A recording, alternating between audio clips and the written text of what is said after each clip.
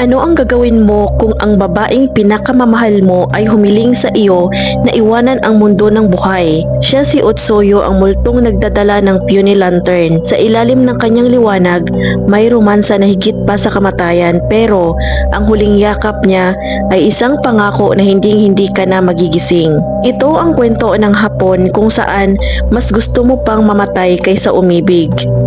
Welcome sa Jusel Crime Features Horror.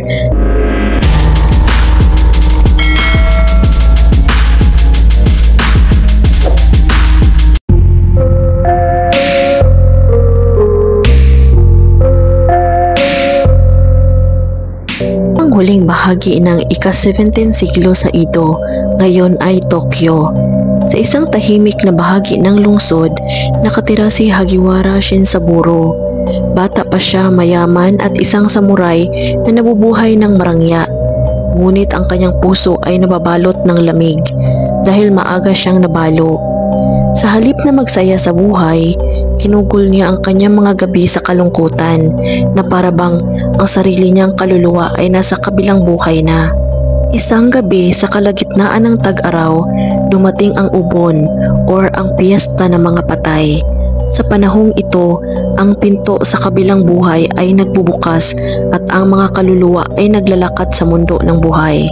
Naglalakad si Shinsaburo sa dilim nang biglang masilaya niya ang dalawang babae. Ang isa ay isang matanda at nakayukong abay at ang isa naman ang isa ay ang pinakamagandang nilalang na nakita ni Shinsaburo.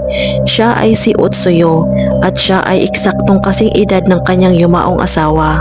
Ang nagpahiwatig ng kanilang pag-iral ay ang isang bagay na dala nila, isang ilaw na parol na may ukit na piyoni or butandoro. Ang parol ay naglalabas ng isang ethereal na liwanag na tila hindi ito nilikha ng apoy kundi ang buwan.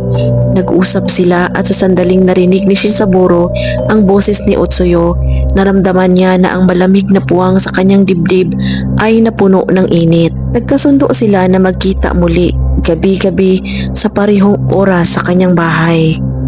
Sa loob ng maraming gabi, bumalik sina Utsuyo at Yoni na ginugol ni Shinsaburo ang kanyang oras sa hindi makamundong kaligayahan. Sa tuwing sumisikat ang araw, nawawala si Utsuyo at si Shinsaburo ay naiiwang naghihintay, nakangiti at hindi nag-iisip ng anuman kundi ang muling pagkabalik niya. Hindi niya pinansin ang lamig sa balat ni Utsuyo o ang kakaibang katahimikan ng kanilang pag-ibig. Wala silang ingay, walang pag-uusap na narinig ng mga kapitbahay, tanging ang banayad na tunog ng pag-ibig ng dalawang kaluluwa. Ngunit ang alipin ni Shinsaburo, si Tomiya ay nakakita ng mga palatandaan. Gabi-gabi, parang lumalabas sa hangin ang kanyang amo. Lumalabas sa sarili nitong realidad. Isang gabi, naglakas loob si Tomiya. Naghintay siyang tahimik hanggang hating gabi at sumilip sa butas ng pinto ng silid tulugan ni Shinsaburo. Ang nakita niya ay nagpalamig sa kanyang dugo. Nakita niya si Shinsaburo na nakangiti, natutulog, ngunit ang kanyang kamay ay nakayakap sa isang bagay na hindi dapat niyakap ng buhay. Isang marumi, nabubulok na kalansay. Ang kanyang buhok ay nakakalat sa unan at ang nag-iisang mata nito ay nakatitig sa kisame. Ang matandang Yoni ay nagmistulang isa ring tumpok ng mga buto. Ang nag-iisang pahiwatig ng kanilang dating kagandahan ay ang parol na piyoni na nakabitin, hindi sa isang kamay kundi sa lapida ng babae. Sina Utsuyo at Yoni ay hindi buhay. Sila ay mga multo or yori na ang kanilang pag-ibig ang naging tulay sa pagitan ng mundo ng buhay at patay.